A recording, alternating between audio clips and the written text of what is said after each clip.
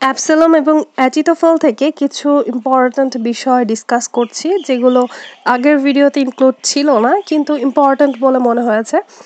দেখো এইখানে কিছু জিনিস অন্য কিছু জিনিসকে রিপ্রেজেন্ট করেছে, যেমন এখানে জেবুসাইট রিপ্রেজেন্ট করেছে ক্যাথলিকদের, জিও রিপ্রেজেন্ট করেছে ইংলিশম্যানদেরকে।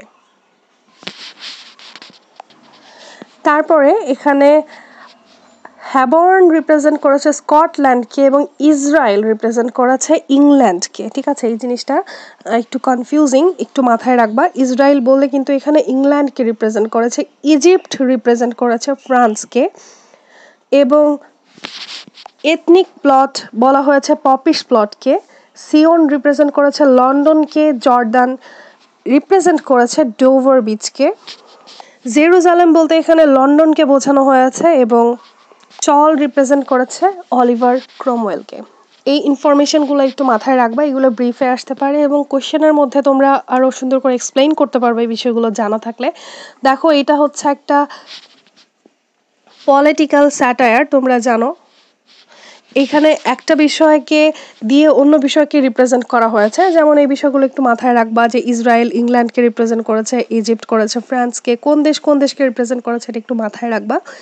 আরও এখানের হচ্ছে কিছু ইম্পর্টেন্ট বিষয় আছে, সেটার মধ্যে অন্যতম হচ্ছে রয়্যালিস্ট গ্রুপ এবং অ্যান্টি রয়্যালিস্ট গ্রুপ। এখানে রয়্যালিস্ট গ্রুপ বলতে বোঝাচ্ছে যারা রাজার পক্ষে ছিল, যেমন কিং ডেভিড যিনি কিনা চার্লস টুকে রিপ্রেজেন্ট করেছেন, অন্যদিকে জেডক, তারপরে অ্যাবিথার, বার্জিলাই, জোথাম, অ্যাড্রিয়েল, হুশাই, অ্যামিয়েল, এরা সবাই ছিল রয়্যালিস্ট গ্রুপের সদস্য, অর্থাৎ তারা রাজাকে সাপোর্ট করত। অন্যদিকে অ্যান্টি রয়্যালিস্ট গ্রুপে কারা ছিল একটু মনে রাখবা।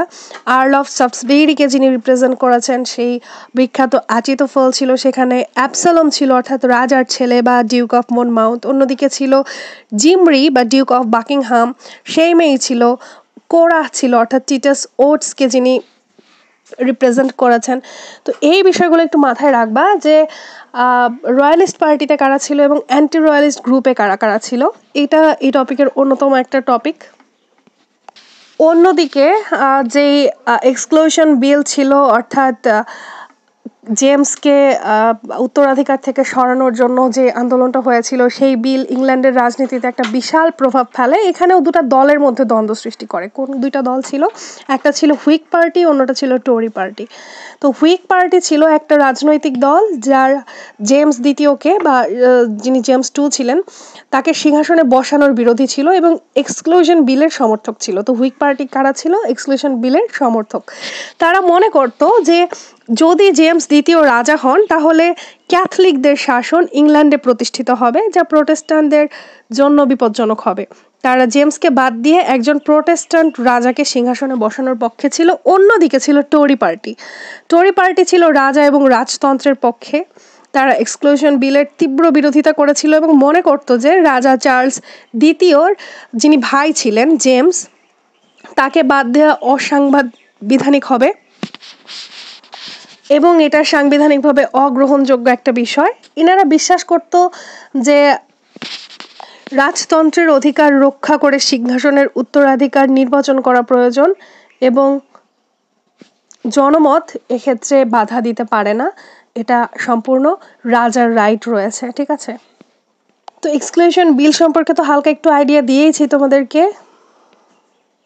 এই এক্সক্লুশন বিলটা পার্লামেন্টে উত্থাপিত হয়েছিল কিন্তু আইনটা পাশ হয় নাই, অর্থাৎ আইন হিসেবে পাশ হয় নাই বিলটা। এরপরে যখন 1861 সালে দ্বিতীয়বার আবার এই বিলটা উত্থাপন করা হয়, তখন রাজা এই বিলটাকে পুরো নাকচ করে দেন এবং কঠোর হাতে দমন করেন। এর ফলে যেটা হয়, রাজনৈতিক অস্থিরতার সৃষ্টি হয় স্বাভাবিকভাবেই, কারণ রাজা এটা নাকচ করে দেন এবং কঠোর হাতে দমন করেন। এবং পরবর্তীতে কি হয়, জেমস সিংহাসনে আরোহণ করেন। তার শাসনকালও খুব একটা ভালো যায় নাই। অবশেষে 1688 সালে গ্লোরিয়াস রিভলিউশন ঘটে, যার ফলে রাজাকে সিংহাসন থেকে ছুঁড়ে ফেলা হয় বা উৎখাত করা হয়।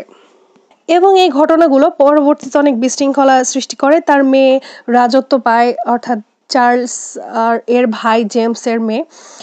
এই ঘটনাগুলো ইংল্যান্ডের রাজতন্ত্রে একটা সমস্যা সৃষ্টি করে, সেই সাথে সৃষ্টি করে অনেক সীমাবদ্ধতাও, এবং এর ফলে সূচনা হয় সাংবিধানিক রাজতন্ত্রের।